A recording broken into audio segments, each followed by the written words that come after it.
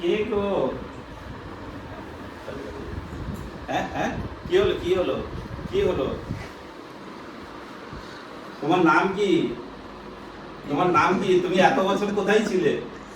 তোমাকে তো এখানেই আসতে হবে জানো। তাহলে এত বছর ওয়েট করলে কেন? বলো। খুব ভালো হয়েছে, খুব ভালো হয়েছে।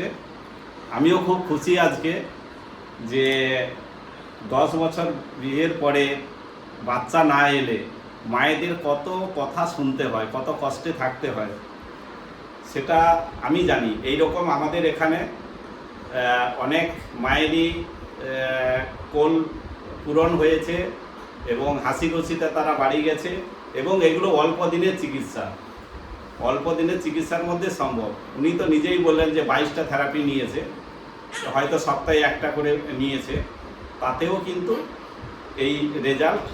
এবং একটা সুন্দর পরিবারের আজকে সম্মুখীন হয়েছে, পরিবারে একজন কম ছিল, সেটা পূরণ হয়েছে।